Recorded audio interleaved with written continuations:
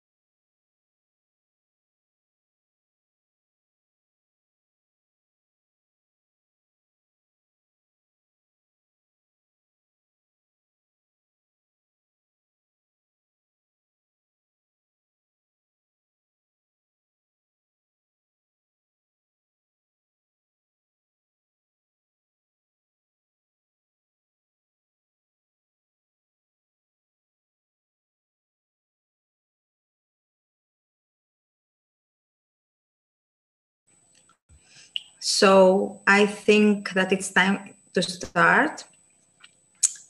What do you think? We should wait 2 more minutes. I was having troubles to connect before. That's why I was suggesting to wait, because we had a technical problem previously.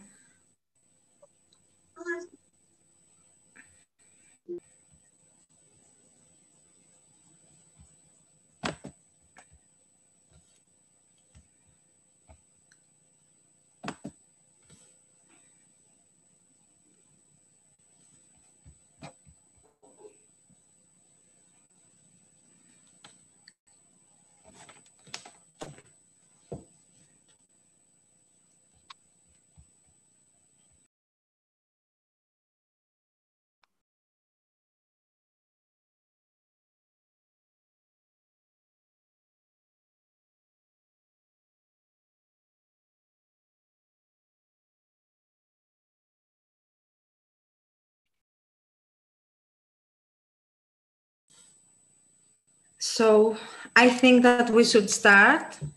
Hello, everyone. I would like to welcome you all to this workshop that it's about computational thinking, and it is organized in the framework of computational thinking and acting Erasmus Plus project. I would like to briefly present myself. I am Dimitra Dimitrakopoulou. I work as a researcher in Ελληνογερμανική αγωγή, which is a school organization of private law officially recognized by the state, sorry. The rest of the consortium is the University of Jyväskylä, who is the coordinator of the project, the University of Applied Science in Germany, and Mike Stake organization from Estonia. So I would like to say that this workshop will be divided into two parts. In the first part, Martin from Germany will present us the framework that was developed during this project. So Martin, the floor is yours. Yeah, thank you. Also would like to welcome you all to this session. Let's go right into it. I'm sharing my screen. Oh, I see the message that the host needs to allow me to share my screen.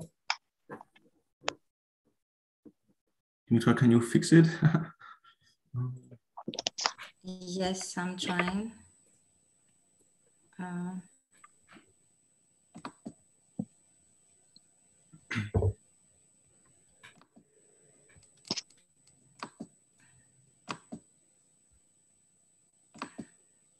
No.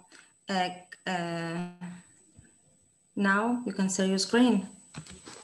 No, still getting the same message that the host needs to activate my rights to share my screen. But I'm not able to do this. I don't know why.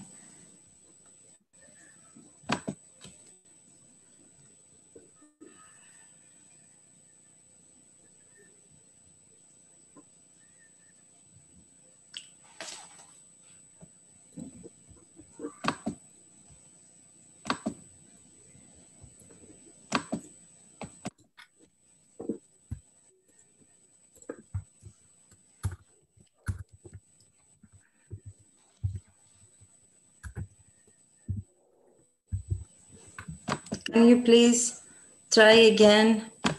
Yes, still getting the same message.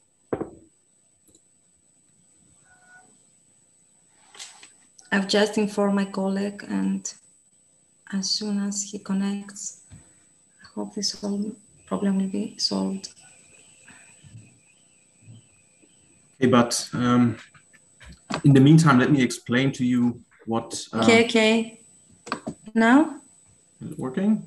Yeah, now it works. Perfect. Thank you. Okay. You can all see my screen now. Yes. So I'm going to start with a little presentation. I'm going to talk about the competency framework that we came up with and explain to you the different categories that we have in there. But before that, I want to explain a little bit about the background, who we are, what our mission is, why we came up with the framework. And then point 3, we're going into the framework in detail. And at the end, I prepared a little task for us today that we can work on. So let's get right into it. The team behind the framework is the COTA project consortium with partners from Estonia, Finland, Germany, and Greece. And our mission is to develop physical computing skills in a primary level. So we want to integrate computational thinking in the current curriculum. We want to connect real-world problems with computer solutions, meaning that we want to have tangible outcomes, for example, robots. So we motivate the students at an early age for computer solutions and working with computers. And since I've already spoken about the phrase computational thinking, let me explain to you what it means. In the literature, we find various different definitions of it. At the bottom, you see our definition in our project. So we see computational thinking as the ability to understand information and communication technologies and their key concepts, methods, and tools to purposefully utilize those for problem solving. So basically, it means that we see computational thinking as an understanding and the ability to use technologies to solve problems. And in this context, we came up with a framework because we thought it is important to settle at the beginning what exactly do students need at this age. And we came up with a framework with 15 categories. As you can see here, we have on the left side the blue competencies, which are pretty much basic stuff, starting with something like IT literacy. So being able to use technologies in order to get information, to evaluate information, then go into a little bit deeper technology stuff, being aware of new technologies. And what makes our framework so special compared to others is that we also integrated aspects like social and attitudes. So we're not only focusing on technical abilities, but also looking at social interactions and the attitudes towards computers.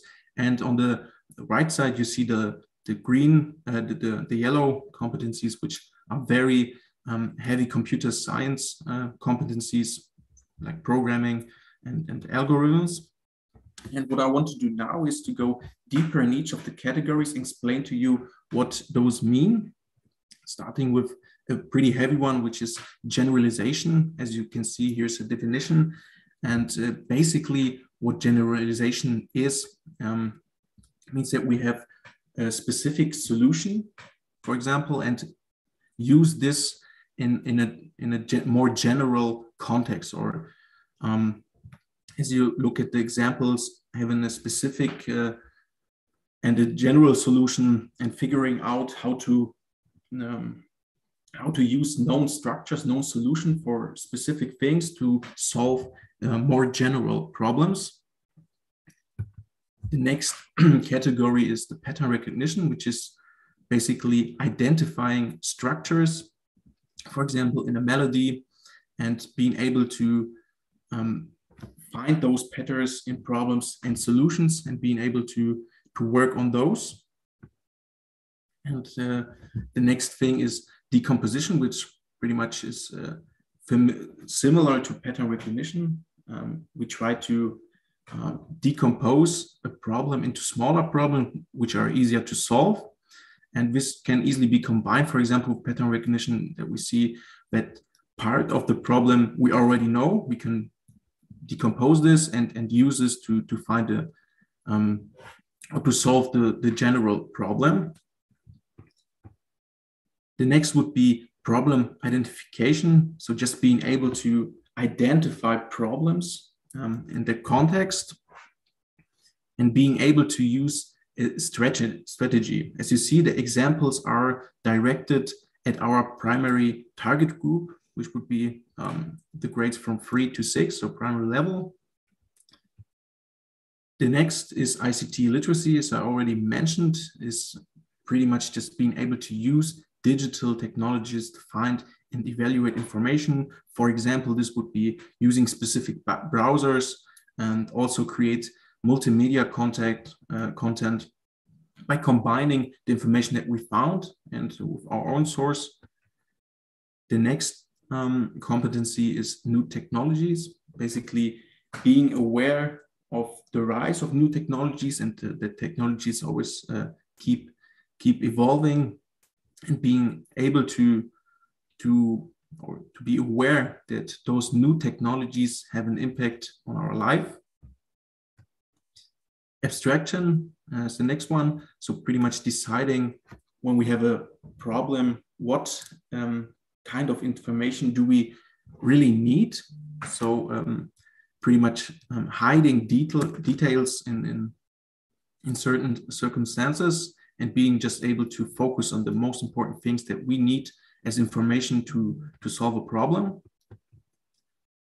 The next category is data. So just being able to have an understanding of data, have a little grasp about different data formats, for example, text or graphics, and then also being able to gather information and data for projects.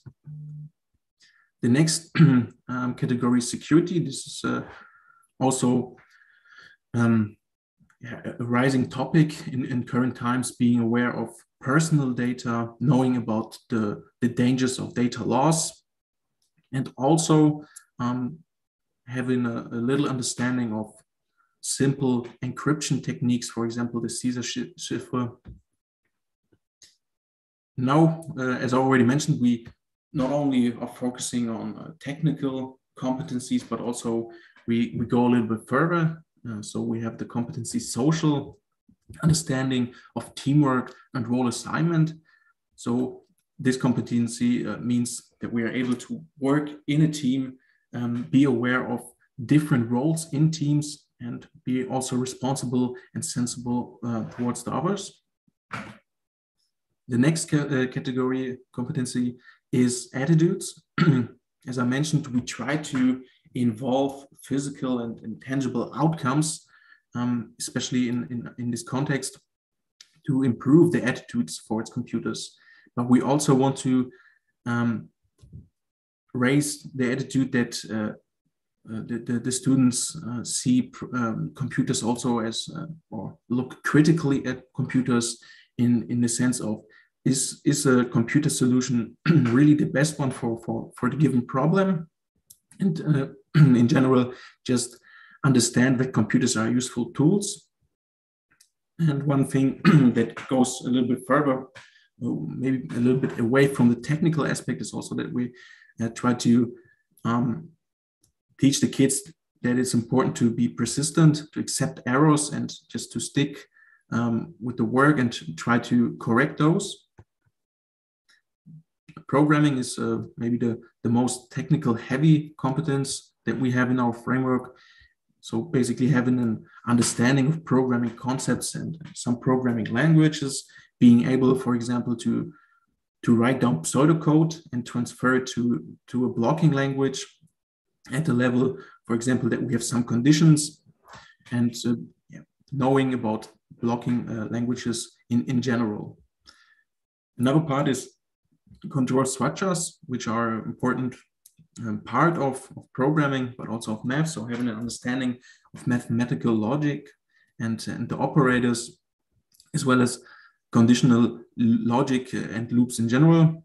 So being able to use, for example, loops, to know how to use conditions, and also to know how to use logic operators like smaller or bigger, for example. The next competency is debugging. So debugging means that we look at, for example, our algorithm and try to figure out why it's maybe not working, and finding solutions, or basically repairing the algorithm. The next category would be algorithms themselves. So putting instructions in the correct order, develop step-by-step instructions to solve a problem. And a little bit more advanced would be using pseudocode to describe algorithms. Okay, so what is our joint task in this part of the workshop?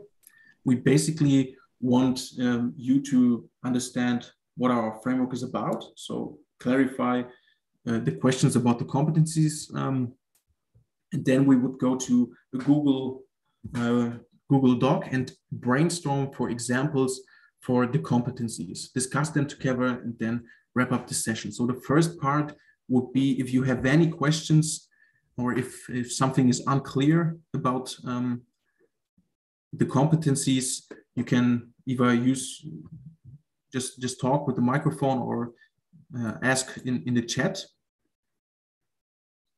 So maybe I give you a quick minute to ask questions about the competencies. Maybe I go back to the overview, so you can look at all the different competencies. It's important for us to to understand everything and to know what all the competencies mean. Because after that, we want to try to figure out or to brainstorm examples from your subjects. Okay, but I don't see anything in the chat. So let me continue. What I mean with examples, as you saw, we try to integrate the presented competencies in the current curriculum. And for example, we could have the task calculate the area of this figure, which is not easy in the first step, but when we also look at some of the competencies that are presented, we can see that first of all, we have the thing of problem identification. So we need to be aware what is actually the problem. In this case, it's not easy to figure out or to calculate the area of this figure because there are different figures in it. So we need to, for example, find patterns. Okay, we see that we have a circle and a rectangle. So we try to also decompose it. We can say to calculate the area of this whole figure, we can decompose this into smaller problems. And by that, we could also create an algorithm to have a step-by-step instruction how to, for example, calculate the area of this figure. So let's go to work. I hope I made the task clear. I'm going to share the link to the Google Doc in the chat.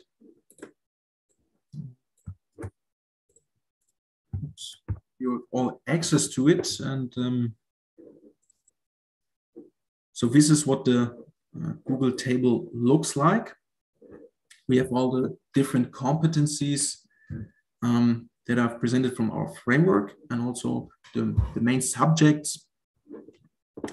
And at this point, it would be interesting for me to get to know you a little bit. So if you want, you can introduce yourself in a short sentence, just so I can, for example, know that you're a chemistry teacher and we can maybe think together about examples for the integration of the competencies into your subjects, because yeah, that's a part where we struggle a little bit.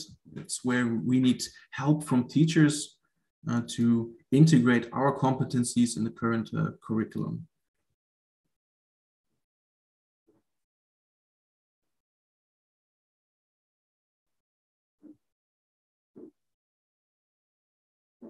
Okay, well. Okay, just to get started, even though I'm not a teacher, well, I teach at university, I'd just like to introduce myself. I'm Jan Pavlovsky, part of the COTA consortium, and actually my relation to teaching is that I've been working quite a lot in teacher education. For example, how to use open educational resources in the school context. But I've also given computer classes between grade 1 and 6, working with kids quite a lot in this field. This is where also some of the worksheets and scenarios have been developed. And well, yeah, I'm also curious who else is in the workshop. And also hi to the YouTube community. Nice to see you. So if you have comments, also please type them during the live stream and we'll try to answer.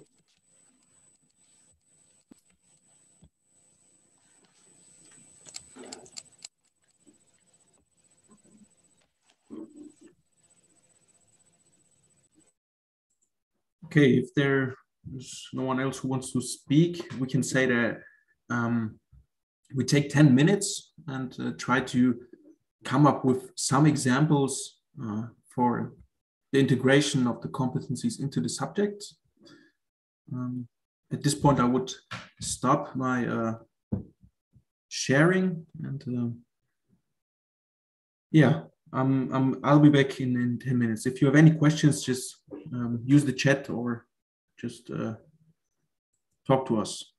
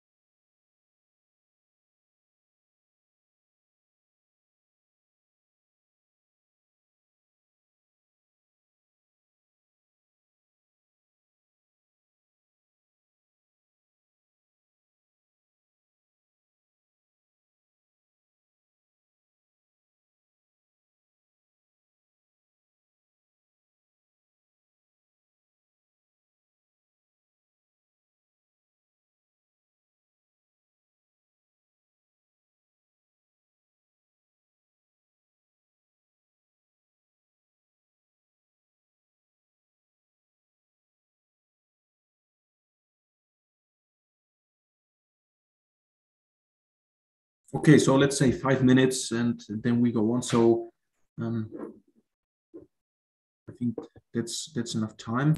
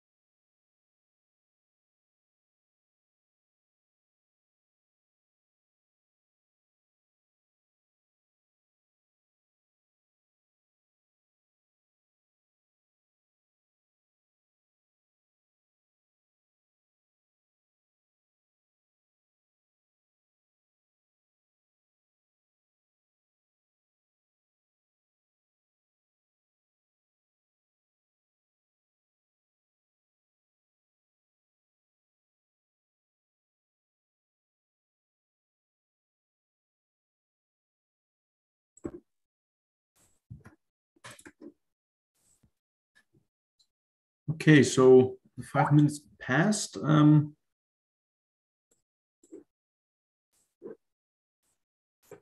think we came up with some really cool ideas. Maybe there's someone who wants to say a little bit more about their idea. I'm also looking at the YouTube comments. So if you have any other comments, just use the chat. Or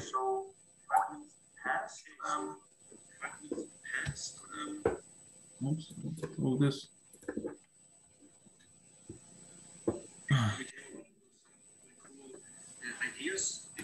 Okay.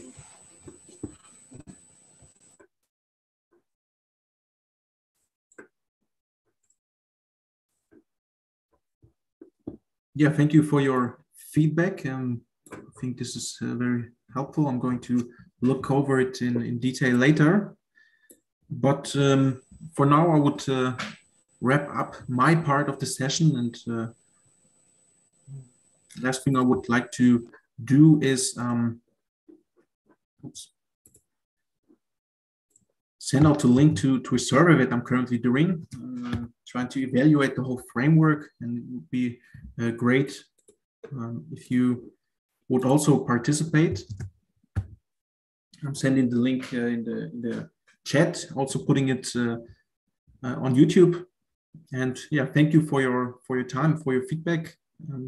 And at this point, I would like to hand the mic over to Dimitra. Thank you. Thank you, Martin, for this detailed and very comprehensive presentation. I'm moving to the next part of this workshop that we think that as we are, most of you are teachers, that it will be great to see some learning scenarios that we have developed during the project. And this second part will focus on some trials that were implemented in Greek schools, in schools in Germany and in Finland. So I will start by sharing my presentation. Okay.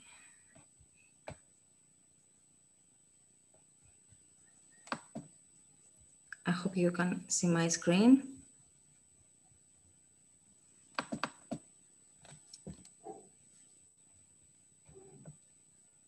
Okay.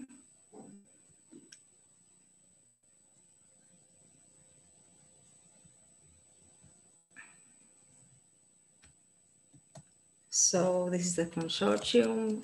Martin previously presented the partners of this project. I think that it will be very useful for all of you to visit the COTA website. You can find open learning scenarios and open educational resources that we have created. And I think that are very valuable tools and resources that you could use in your classes. I will open the website. And here, as you can see, you can search and find learning scenarios based on the school subject that you want. And we have uploaded about 60 learning scenarios, but by the end of this month, we will have about 120 learning scenarios in Greek and Finnish.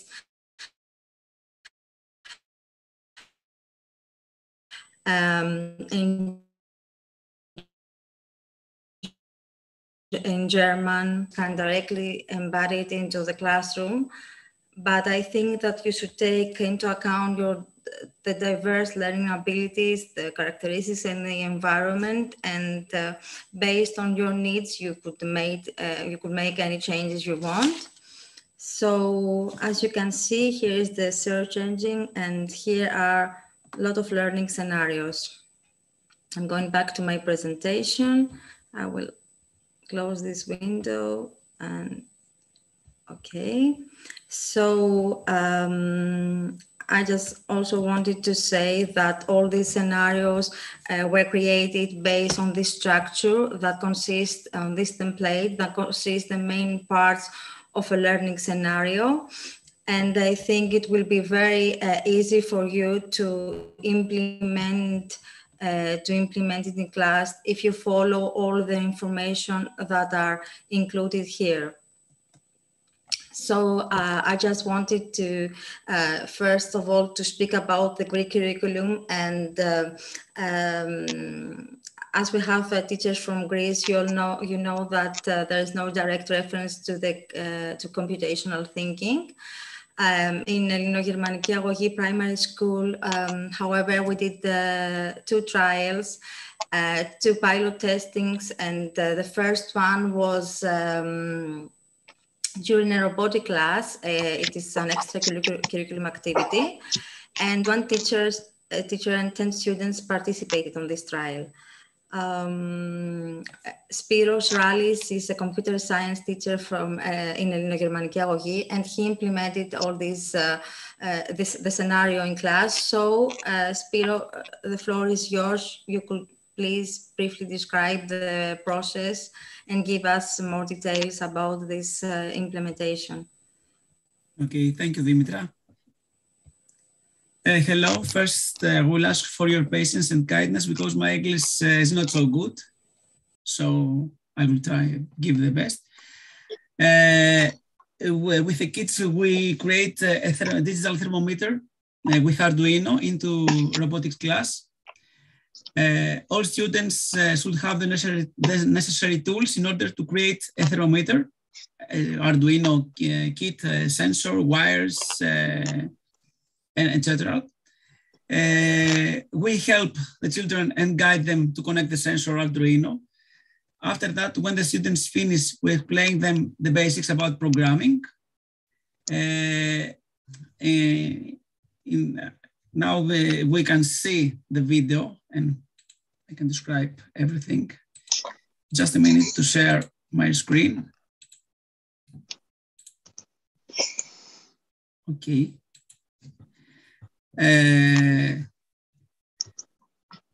We can do this also by using Tinkercad. Tinkercad is an online website. It's free for use for everyone. We can create their classes and put our children, our students into our classes.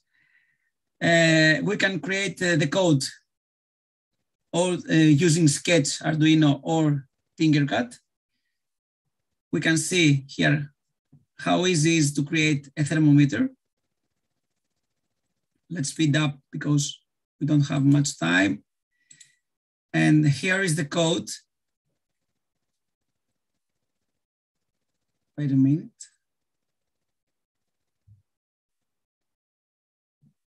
Here's the code to Sketch with Arduino ID. And here are the results when we try to run the program.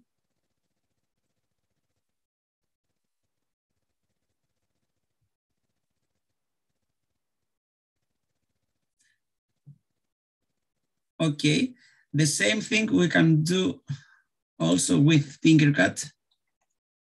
Give me a second to open.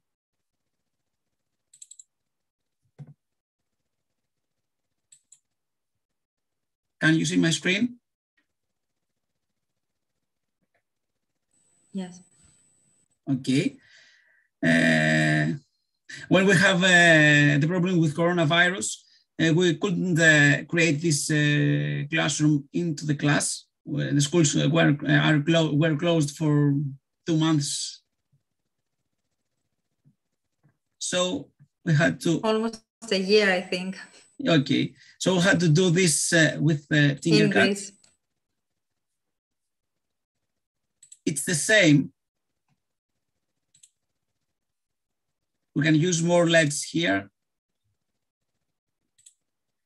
And also the kids can use programming tools here. Wait a minute, just speed up. Okay. And have the same result. as in physical class.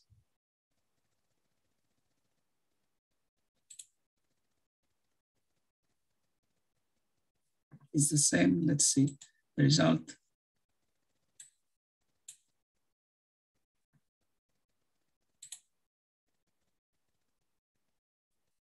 When we increase the temperature, 4 lights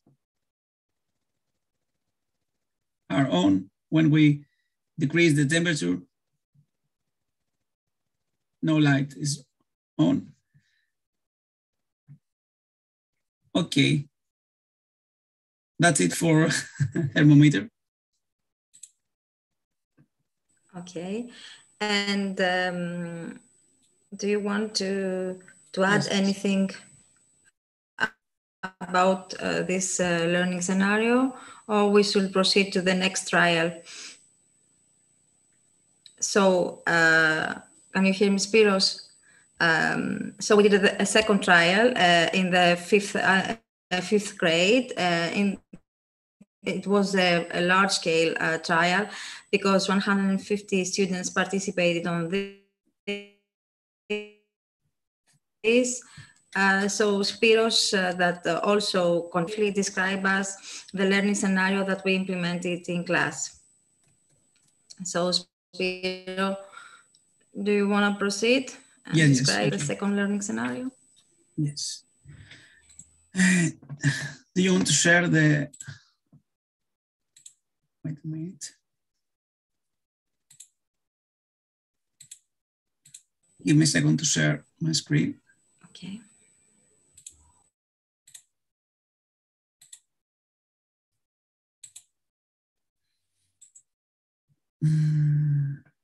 Just a minute, we have a question.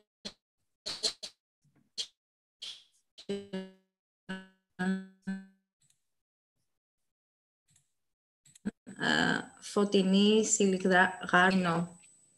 Do you have extra lesson for this? So do you want to respond to this? I think, yes, it was very easy to for kids to create Arduino, to use Arduino ID. No, it wasn't. We did, I gave them the script. I explained them the basics. And after that, with the kids, we're trying to change conditions in order to understand how it works. The best was to create this program in Tinkercad, download it from there, and use it with Arduino ID. Because in primary schools, we don't teach C# or C++ that ID Arduino uses. I think that in the next years, we're going to use Python. That's the next lesson. So with Python, I think it's better to use it with Arduino. So no, it wasn't easy. Extra lessons for this, what do you mean? Another lesson with Arduino? We have a photo sensor, gas sensor. Something like Scratch like, yes, okay. Arduino is not so compatible with Scratch. I mean, temperature sensor is not working very good with Scratch. We use Scratch for Arduino, but it's not so easy to calibrate. So we will try next years, yes, maybe. Okay. Anyone else? Do you have any questions? Any questions, or we should proceed with the next presentation, with the next learning scenario that we implement in Greek primary school? Do you want to proceed? So, yeah. Okay. The next scenario was in classroom using Python. So we had to crack the code with Python. The code starts by trying to extract to find the algorithm through discussions, questions and answers, something like brainstorming, or something like to get from the children the basic algorithm. And the main idea was to use brute force algorithm. So we use a YouTube video to see the problem solving. First of all, we present the problem. Then we ask them to tell us possible ways to remember a password. And we write all the ideas into the blackboard. And at the end, we explain them how brute force algorithm works. Let's see the problem, the basic script. This is a script. We use a variable password. We're explaining to the children what is a variable, because in this class, they are not so familiar with variables. After that, we use a counter if we want. After that, we use a for loop, so to explain them how a for loop works. And a condition expressions with if. If a condition is true, so we get a print, you found the code. If the condition is false, we're not getting something. And after that, we print the repetitions here. Here's the result.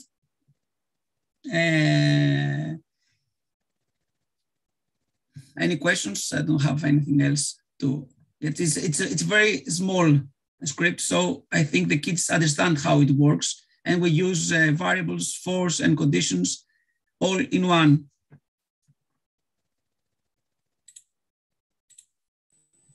Spiro, all this, I think that students at 5th grade are already familiar with these terms, I think. Yes. Because in the 4th grade, yes, they yes, learn Scratch. Or they, yes, yes. I don't know if we start at the 3rd grade, the Scratch software. No. We start earlier.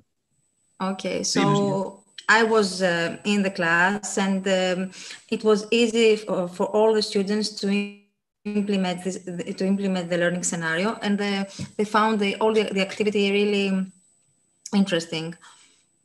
So I don't know if somebody wants to ask something, if you have any questions, please feel free to ask Spiros and me. Otherwise, I will share my screen and I will present you the results of this trial of the second one. So, as I said before, this was the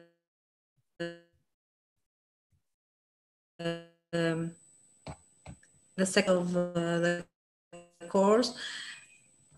We gave students questionnaires and we received their answers, and I think that they were really impressive because, as you can see, the majority of them found the class activities interesting and funny. Based on the graphs here, we can see that students are willing to learn more about robots and robotics, and they understood better after the implementation of this scenario what algorithms are. Also, we can see here from these graphs that this implementation had a positive impact on students, since they became more familiar with the terms with variables, the condition expression, loops, and in general, I think that they enjoyed this course, which is very important for us. So that's it. We briefly presented the trial in Ελληνογερμανική Αγωγή primary school, and now I think we should proceed with trials in Germany. Jan, The floor is yours now. All right, thank you very much. Let me share my screen in a second.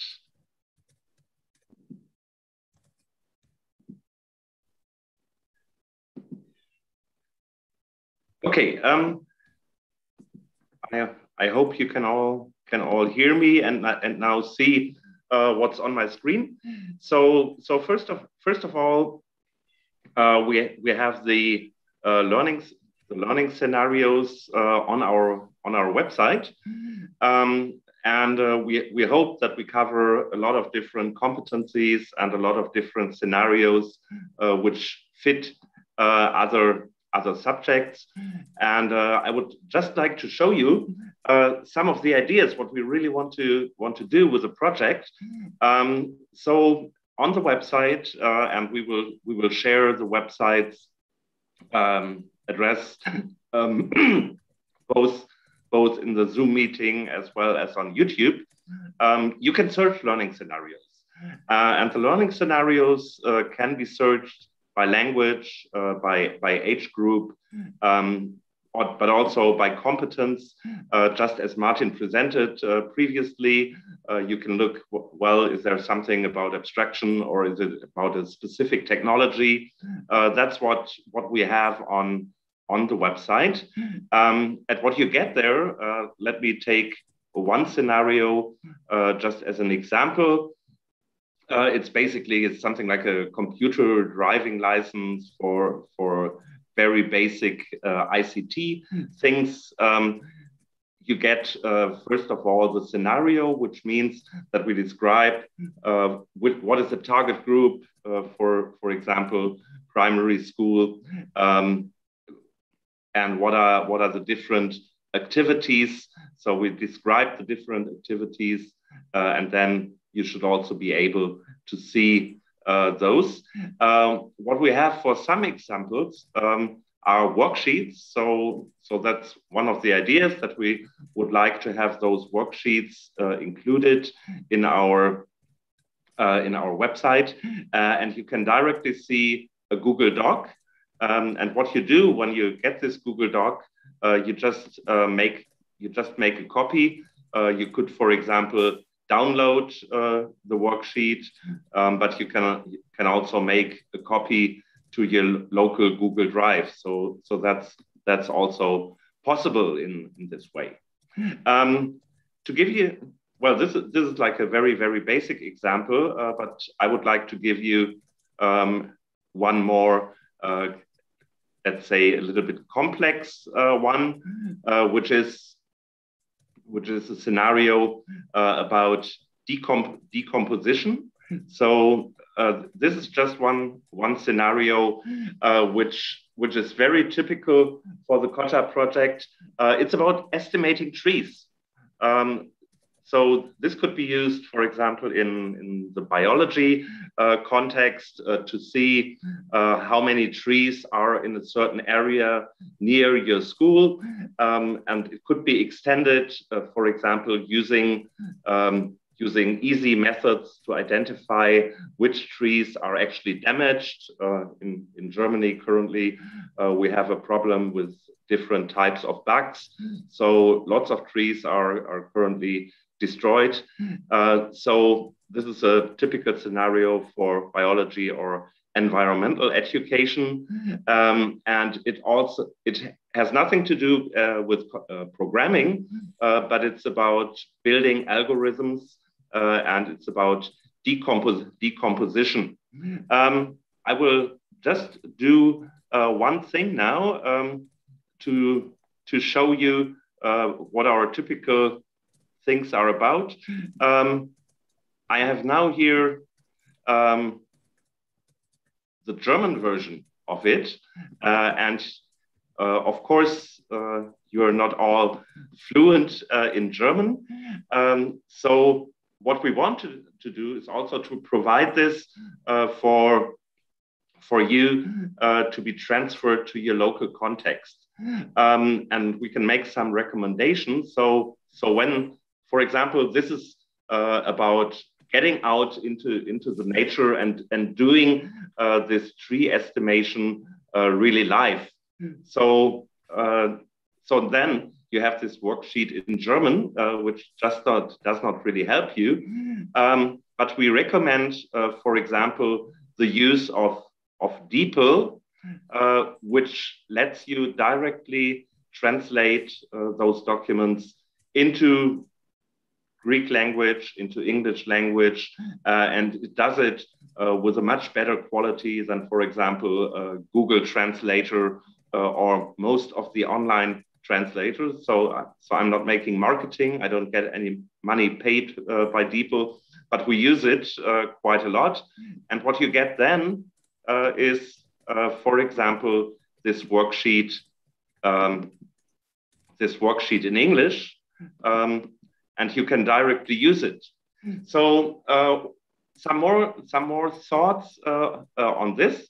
You see here, for example, the map we used for a school here in Germany, so that we could try it with the kids directly in the environment and in the neighborhood of their school.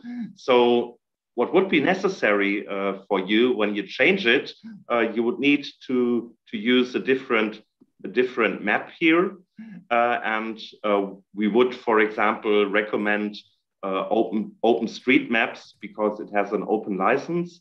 Whenever you use a Google map, it's not really reusable. So if you use it broader, then you would need to pay a license for it. So we always recommend to use Creative Commons licenses, for example, or open licenses like this Google OpenStreetMap is a public domain license.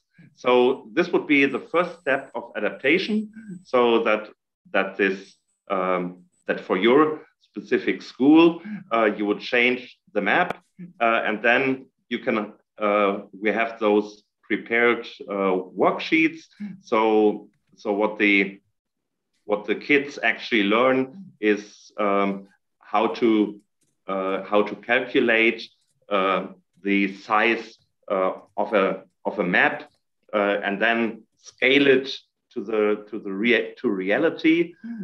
So you see here, kids learn the use of variables, but they also learn something like the typical mathematical problem of using different types of scales.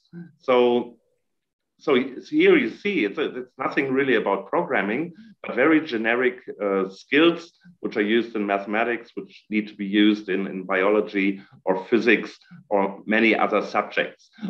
Just one thing in between. On all our worksheets, we have a specific license statement. So when you reuse it, you just need to put this footer into the worksheet so that you attribute that you did not develop it yourself, but that it was taken from the COTA consortium, and then you can just use it in any purpose, but you would have to share it also openly. So this is quite important. So we use this Creative Commons license so that we can distribute and share as broad as possible. So if you have more questions later on the open licenses, of course, I'm happy to answer. So this is like a very typical example. And finally, so the kids are basically guided step by step towards a solution. So first they find a solution how to estimate numbers like on a very small part of a forest. Then they calculate what is the total number. So it's a decomposition tasks, and then they use also pseudocode like here, pseudocode with different computing concepts. For example, they have the conditional logic here. They have the use of variables. They have the use of loops, and then they create their own solution. So it's basically just using pen and paper, calculating, and doing it actually outdoors. So we don't want all the computing activities inside where the pupils are just sitting at the computer. No, we want them to learn it outdoors so that they also have the connection. I do some physical activity, but then I use a computer for the solution. And here in this example, it's not necessarily the use of a computer. Of course, I can later on calculate it using Scratch or any other block-based language. So that's about what they do here. So, well, this is just the basic example, and we will post the link where you can access all those worksheets within the project. We are developing them step by step, and you will find more basically every week. But this is just my short example to show you what those learning scenarios are about and what kind of materials you can expect. So there are currently something like 100 worksheets or so. And well, if you have them in English and you would like to localize them to your language, I can just recommend this DeepL thing, which is very, very accurate, which keeps also formatting, for example. So you can just put the worksheet in, and then you get your localized, and you have to do just some proofreading. So that's just my share. And if you have any questions, feel free to ask them now. Otherwise, we have also one more learning scenario. Thank you again for this interesting presentation. Yeah. Okay.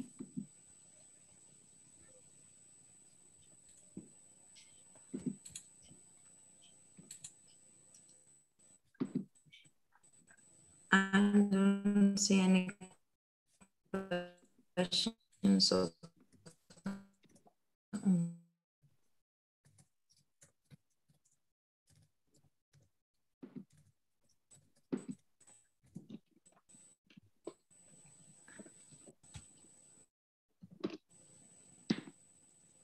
So, Yario, or we should proceed with Mikko and the trial in Finland.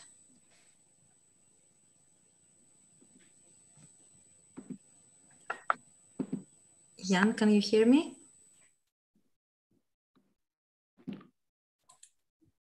I can hear you. I don't know if Mikko can. Yes, I can. Okay. So, the floor is yours. Thank you. Hi, my name is Mikko Moilu. I've been teaching for about 10 years, mostly high schoolers and middle schoolers. But I've been doing these learning scenarios with primary school kids. I have small kids myself, so it's been easy to try them out. The main point of what I've been doing with the kids is that I'm trying to create the learning scenarios as playing, so the kids won't even know that they are actually learning something. I'm presenting you. There's a few of these I was planning to present, but I landed with the so-called human robots. I think you can see my screen now. And so human robots is the kids are learning decomposition and debugging. As you remember, decomposition is dividing the problems to smaller problems, and debugging is when they are trying to find the mistake in the patterns or in the instructions. The setting for smaller students, like third graders and smaller than that, the setting has to be familiar. If they're learning something new, they have to know what the setting is. Like, how do you get to school, or how would you go to school from Minya's house or one of the friends' houses?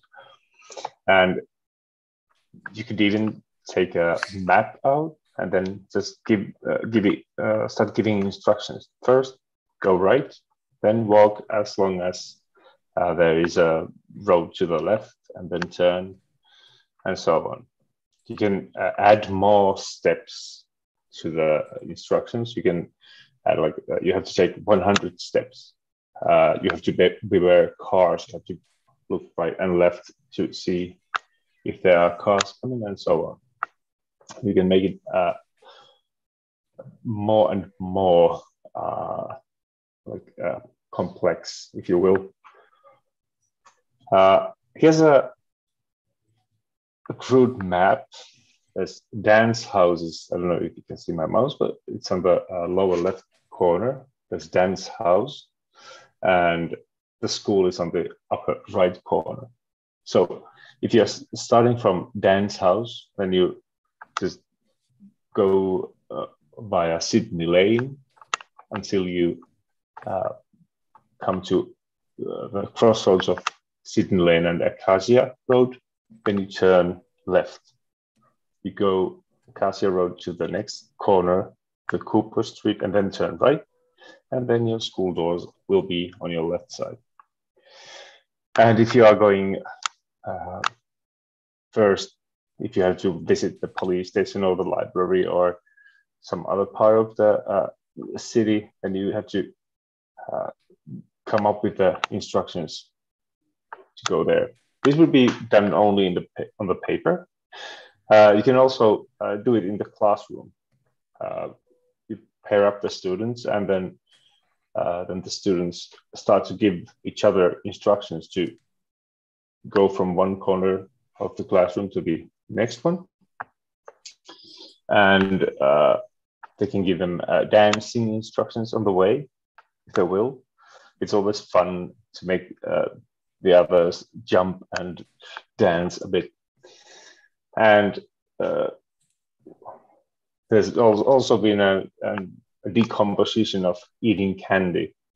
You wash your hands first, and then take the wrapped candy, then you pull it, then you take the candy out, and then eat the candy and put the wrapper to the bin.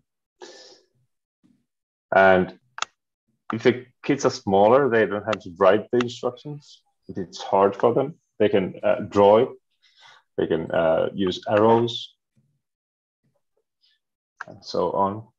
If the kids are bigger already, they can use also the repeat patterns or loop patterns. And this starts to be already like programming. They are using loops. They know how to repeat. Use the repeat patterns. And so they are starting to do these more complex things. They have to go around the desks and take a certain amount of steps when they are going to the other end or going to some point in the classroom. Then the programmer can start debugging. Why didn't the other one go where they wanted them to go? And then they had like 5 steps in the or perhaps they had 5 steps in the instructions, but they can add 6 or 7 steps, and then the other student gets where they want them to go. The repeat patterns or loop patterns are a bit harder to use. I haven't used them. I've done this many times with third graders, but I haven't used the loop patterns with them. Then these this should be familiar to all of you. These are just like hand washing. Everybody knows how to wash their hands, right? But until Corona came up and we had to learn it all over again. And this is a really good example of decomposition of proper hand washing. So with this, you can wash your hands well, and you can do these similar decompositions of practically anything: eating, going home, going to school. And these are really simple to do with the students. Just take something that they're familiar with and then give them free hands to create a decomposition of it. If you want to do a bit harder or a bit more complex thing, then you can start doing these instructions for football. Might be a bit hard, but for simple games, because that makes you introduce if patterns to the decompositions also. So if the other student or if the other team has the ball, then you try to get it from them. If your team has the ball, then you try to make a goal, and so on. Okay, this was my short presentation of decomposition and this learning scenario. If you have any questions, I'd be glad to answer.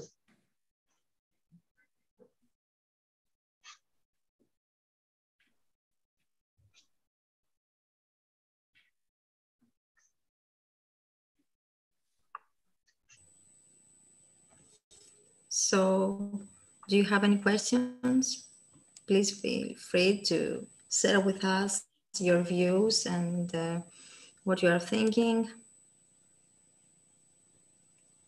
Well, actually, I have one question to Mikko, because there are many, well, in the different countries in Europe, there are many different age groups where all those activities start. So in which age group did you use it in Finland? But what would you recommend when using similar things for, let's say, 5th or 6th grade, when they only start at this late age, like in Germany in most cases? Yeah, it's this is a part where the teachers of the primary school are the professionals and the ones who know their things, or know this the best. I tried doing another learning scenario with 3rd graders, and I was wrong. I was dead wrong. I was trying to do the binary search with them, and they didn't get it at all. So I had to switch it quickly to another one. But I think that the people who are teaching the students most of the time, they know how to or know what the students can do and what they can't do. I've been doing this human robots thing with 3rd graders, and they were just walking around. They try to get from one point to another, and then they try to pick up a book and take another desk, and so on.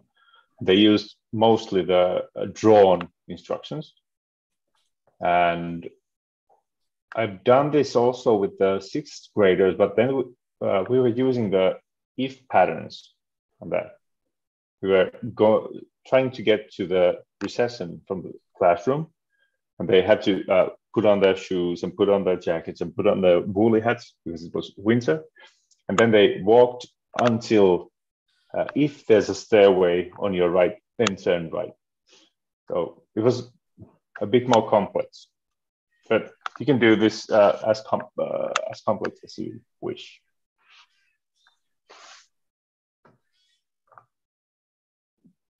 Yeah, thank you very much.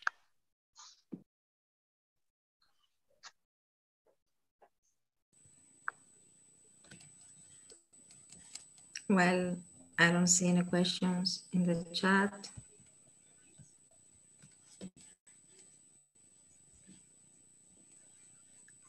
Any question from another teacher, maybe?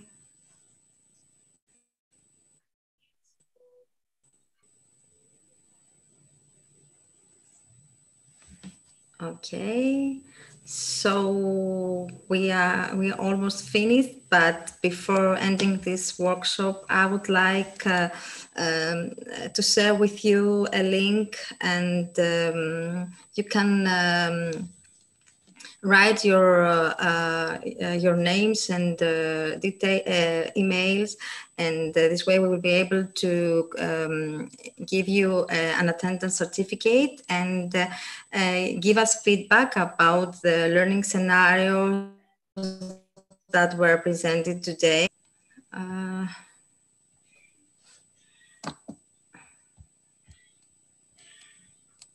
Miko, could you please share the link?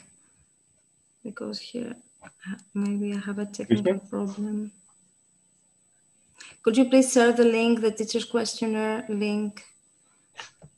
Sorry, Dimitra, what link are you referring to?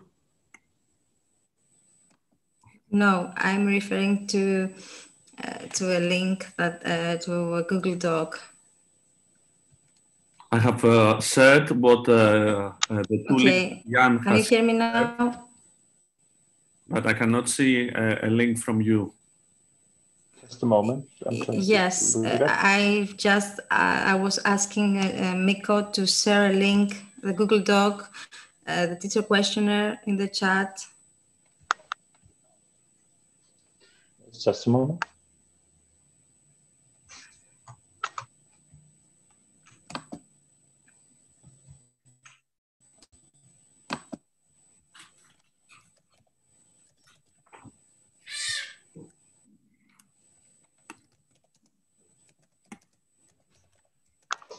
Dimitra, so Miko, can you share the link? Yeah, I'm looking for it what? right now.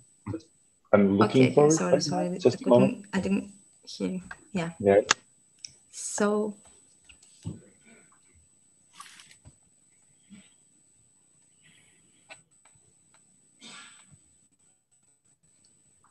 Okay.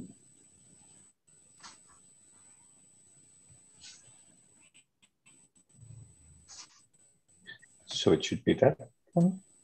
Thank you, Miko. I will share it on the live stream on YouTube also, if this is okay. Thank you. Thank you. Okay.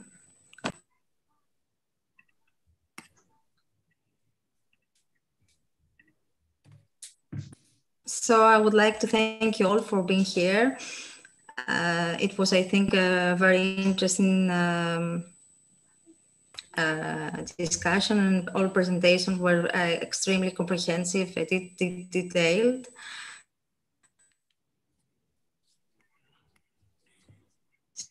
So I don't know if you have anything to add.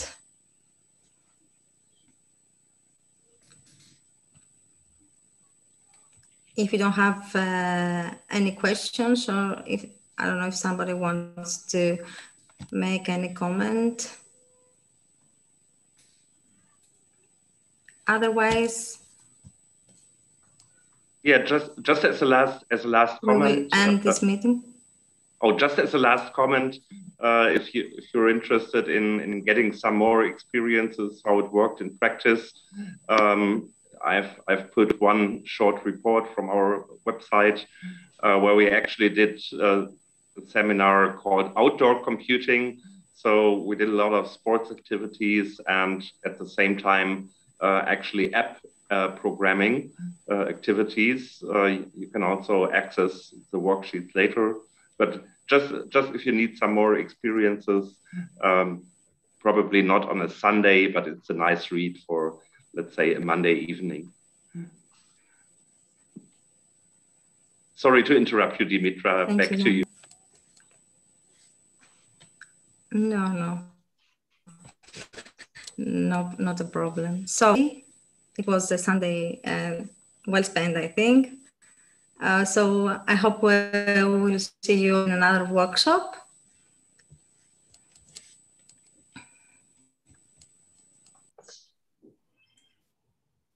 Thank you. Bye. Bye-bye, everyone. Thank you. Bye-bye.